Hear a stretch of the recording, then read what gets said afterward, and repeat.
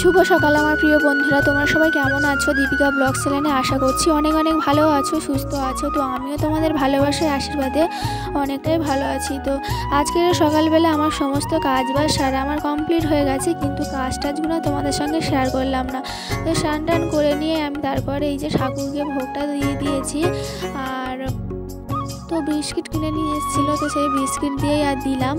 আর এদিকে দেখো কিছু আমার শাড়ি, তারপরে আমার ছেলের জামা প্যান্ট, এইগুলো নতুন তো আমি কেচে আর রেখে দিয়েছি পাট করে বাক্সের ওপরে, কিন্তু এগুলো আর বাক্সের মধ্যে রাখিনি। তো কালকেরই কেচেছিলাম, তো আজকেরই রেখে দেবো বাক্সের ভিতরে। আর এই যে বইটা দেখতে পাচ্ছ বাচ্চাদের, ওইটা আমার ছেলের জন্য নিয়ে এসছে। আর বাইরে এই যে দুটো কৌটো, তো আমার ছেলের খাবার থাকে, তো ওইগুলো আজকে আমি ভাবলাম যে ধুয়ে দেবো, সেই জন্য আমি বাইরেতে বার করে দিয়েছি। তারপরে টিপটাপ করে বৃষ্টি পড়ছিল, বাইরেতে গিয়ে তো গামছা গেঞ্জি টেঞ্জিগুলো ছিল সেগুলোই আমি তুলে নিলাম। আর তোমাদের দাদাভাই এদিকে সেন্টার থেকে ভাত আর ডিম দিয়েছিল, তো সেটাই ও ছাড়াচ্ছে খাবে বলে। আর বাজারেতে গেছিলো শসা কুদরি নিয়ে এসছে, আর ওই যে শোল মাছটা দেখলে না, ওইটাই নিয়ে এসছে, আর বিস্কিট কিনে নিয়ে এসেছিলো। আর এদিকে এই যে কচু আর ঝিঙে আর বেগুনগুলো যেগুলো ঝুড়িতে দেখলে, তো ওইগুলো তার আগের দিনকেই কিনে নিয়ে এসেছিলো। তারপরেই আমি সকালবেলা সুজি বানিয়েছিলাম, তো সেই পান্তাটা নেই বলে ওই জন্য আর সুজি বানিয়েছিলাম। অল্প একটুখানি সুজি ছিল, তো বিবেক তারিণী বারের সময় আমি এক প্যাকেট সুজি নিয়ে এসেছিলাম, তো হাফ লুচিতে দিয়েছিলাম আর হাফ রেখে দিয়েছিলাম, তো সেটাই আমি বানিয়েছি।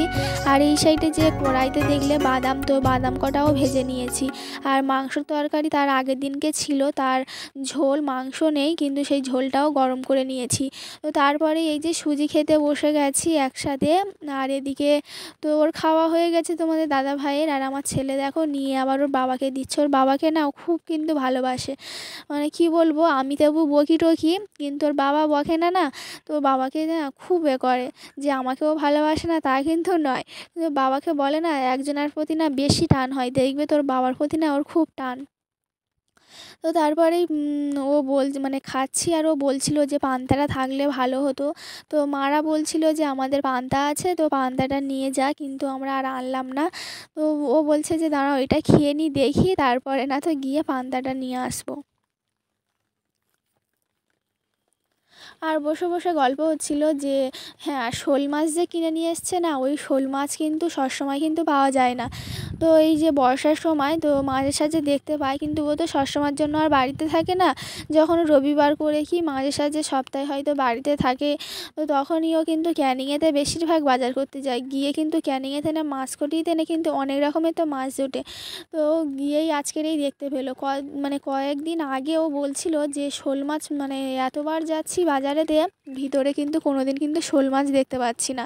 ভেবেছিল আজকে নিয়েরে মাছ নিয়ে আসবে, কিন্তু নিয়েরে মাছটা না পাইনি।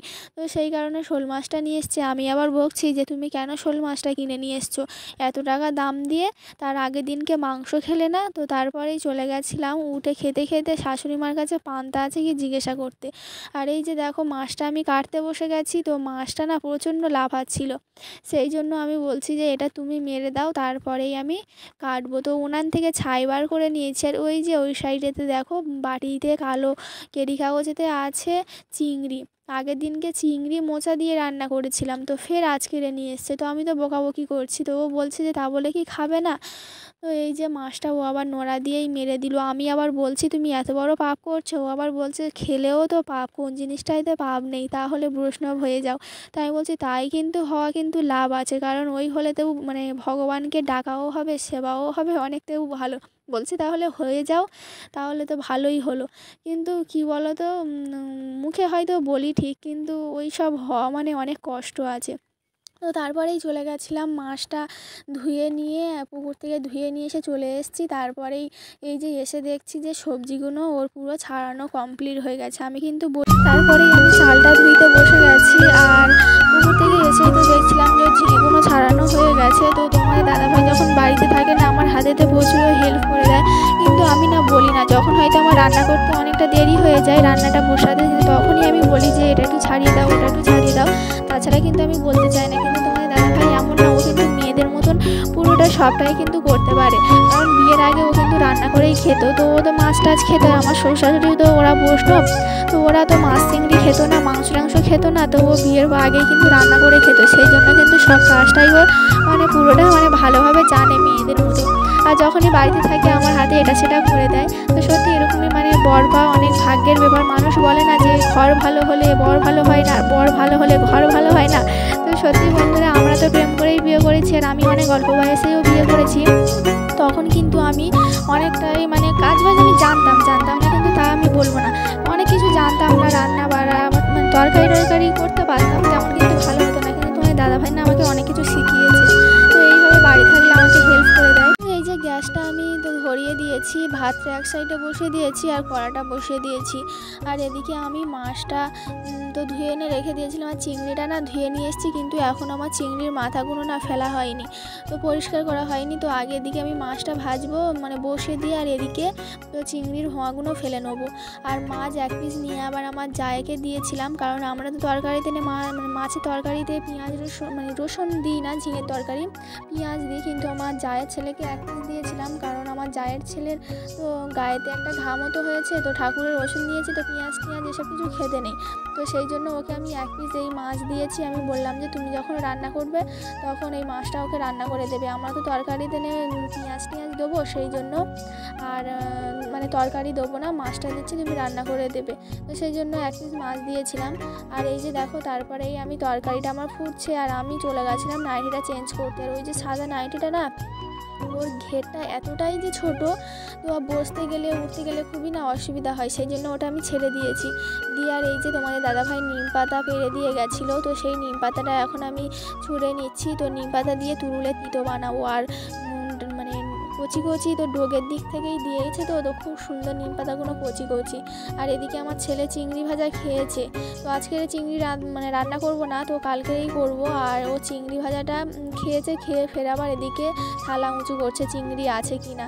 তো বোকার পরে এই যে দেখো কেমন শুয়ে পড়লো, এতটা বদমাস।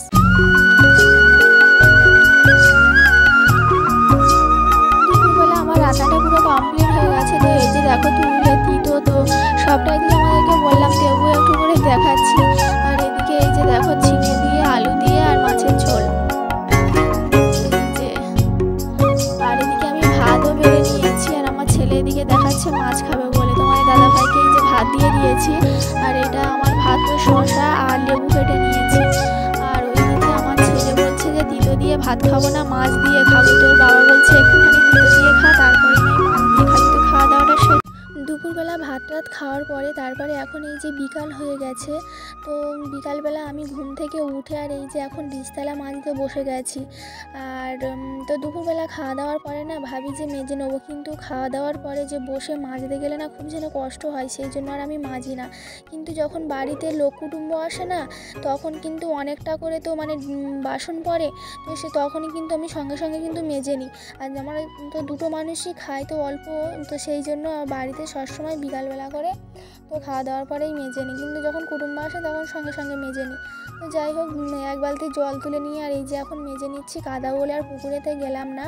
তো এই যে যাদের পুকুর থেকে জল তুলি না, বর্ষাকাল ছাড়া কিন্তু গরমকালে কিন্তু জল তুলতে ওরা কিন্তু দেয় না। তো কী আর করা যাবে, অনেক কষ্টে কি বলবো, আমাদের যে দিন যায়, তো ভগবান ছাড়া কেউ জানে না, পুকুর নেই বলে। তো গরমের সময় কারণ পুকুরে জল তো কমে আসে, সেই জন্য ওরা তুলতে দেয় না। বর্ষার সময় তো জল আনা অনেকটা করে থাকে, তো তখন তুললে আর কিছু বলে না। তো শ্বশুরের সম্পত্তি থাকতেও আজকের নেই, সেই কষ্ট এখন আমাদের ভোগ করতে হচ্ছে, কারণ আমার দাদা শ্বশুরের জন্য।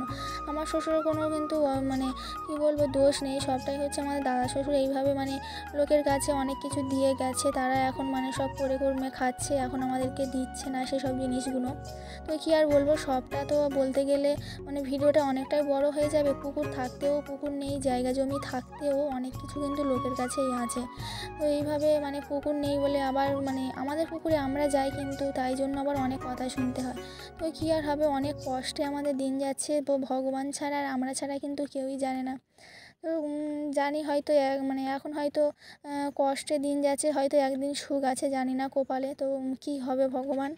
তো যাই হোক, এই যে বাসনগুলো আমার মাজা হয়ে গেছে, আর তোমাদের দাদাভাই ওদিকে আমার ডাকছে, আর এখন আমার ঝাড়পাট কি। গুড ইভিনিং বন্ধুরা, তো এখন সন্ধ্যা হয়ে গেছে। আর এই যে দেখো সন্ধ্যাবেলা আমি তোমাদেরকে দেখাচ্ছি আমাদের শসা বাগানটা, তো একটু একটু মতো দেখা যাচ্ছে বলে। আর বিকালবেলা যে দেখাবো, তো ফোনটা নিয়ে চলে গেছিলো রিচার্জ করতে, তো সেই জন্য আর আমি দেখাতে পারিনি। আর এই যে সন্ধ্যার দিকে এলো, আর তো আজকের সন্ধ্যায় কেন দেখাচ্ছি তো শসা বাগানটা, কারণ আজকের না জাল খাটিয়েছে, তো শসা গাছগুলো বড় বড় হয়ে গেছে, ফুল ধরেছে, শসা মানে কচি কচি মতো ধরেছে, সেই জন্য জাল খাটিয়েছে, হাফ খাটিয়েছে আর হাফ কালকেরে খাটাবে। সন্ধ্যা হয়ে গেছে বলে আর পুরোটা খাটালো না। আর আমার ছেলে ওদিকে ওই যে অন্ধকারে আসছে দেখলে না, ও জেঠুদের বাড়ি গেছিলো। তো তারপরে আমি সন্ধ্যাটা দিয়ে চলে এসেছি চা করতে। তো চাটা আমি আদা দিয়ে আর লেবু দিয়েই বানিয়েছি। আর এদিকে একটা গ্লাস আর একটা কাপ নিয়েছি। তো আমার গলাটা না ব্যথা বলে সেই জন্য আজকের চা বানালাম। প্রত্যেকটা দিন তো চা তো আমাদের বানানো হয় না, বেশিরভাগ আমাদের শীতকালে তো চা বানানো হয়। আর যখন একটু হয়তো গলা টলা ব্যথা হলো তখনই, না তো আমরা কিন্তু সবসময় কিন্তু চা কিন্তু খাই না। আর এই যে একটা গ্লাস আর একটা কাপ নিয়েছি, কিন্তু আমার না চাটা অনেকটাই মানে বেশি হয়ে গেছে, জলটা দেওয়া সেই জন্য অনেকটা হয়ে গেছে। আর এই যে কাপটা দেখতে পাচ্ছ, তো একটাই মাত্র আর কাপ আছে। তো বিয়ের আগে তখন মেলাইতে গেছিলাম, গিয়ে আর 8খানা কাপ কিনে নিয়ে এসেছিলাম, ওই যে সাদা কাপ। কিন্তু তারপরেই আমার ছেলে যখন হয়, তো যখন মানে হামা টানতে শিখেছে, আমাদের তো কোনো আলমারি নেই যে আলমারির মধ্যে নিয়ে রেখে দেবো কাপগুলো। তো রান্নাঘরেতে উবুড় করে রেখে দিয়েছিলাম নিচেতে। আর আমার ছেলে বারান্দাইতে তখন খেলা করছিল, মানে আমার ছেলে তখন হামা টানতো। আর আমি গেছিলাম তো জামা কাপড় কাচতে, আর ও বারান্দায় খেলা করছে দেখে আমি গিয়েছি। আর ও ঠাকুমা ছিল, কিন্তু তারপরেও ঠাকুমা মানে ছিল, তবু ও এসে কখন রান্নাঘরেতে এসে আর কাপগুলো নিয়ে আর বাজাচ্ছে। তো 2 হাত দিয়ে বাজাতে বাজাতে 2টো ডান্ডা ভেঙে দিয়েছিল। তারপরে ফেরও কোথায় রাখবো, রান্নাঘরেই তো রেখে দিয়েছিলাম। তারপরেও কিন্তু অনেকগুলো ভেঙে দিয়েছিল। পরে কার কোন ভেঙে দিয়েছে, কারোর ফের আবার ডান্ডা ভেঙে দিয়েছিল। তারপরে আমার হাত থেকে আবার একটা পড়ে গিয়েছিল। লাস্ট পর্যন্ত এই একটাই যা টিকেছে, আর তারপরে না আর কেনাই হয়নি। তো লোক কুটুম্ব আসলে খুব অসুবিধা হয়, কিন্তু কিনে যে কোথায় রাখবো সেই জন্য না আর কেনাই হয়নি। তো সকালবেলা বিস্কিটগুলো কৌটোতে এনে ঢালা হয়নি, বাদামগুলো সেগুলো ঢেলে নিলাম। আর এদিকে এই যে গোপালকে সেবা দিয়েছিল ঠাকুমা, প্রসাদ দিয়েছে, সেই প্রসাদ একটুখানি আমি খেলাম। আর আমার ছেলে এদিকে তেজ দেখাচ্ছে আমি চা খাবো, কিন্তু আমি বলছি সোনাই তুই খাস না চা, তাই জন্য রাগ করে উঠে চলে গেল। তো তারপরে ফের এই যে বসলো, চা বুঝেই বলেছি খা, তো তারপরে ফের বসলো। তো আজকের এই ভিডিওটা এই পর্যন্ত বন্ধুরা। তো ফিরে আসছি নেক্সট ভিডিওতে, ভালো লাগলে অবশ্যই লাইক কমেন্ট শেয়ার করে দেবে। আর যারা আমার চ্যানেলে নতুন অবশ্যই চ্যানেলটাকে একটা সাবস্ক্রাইব করে দেবে, আর পাশে থাকা বেল বাটনটি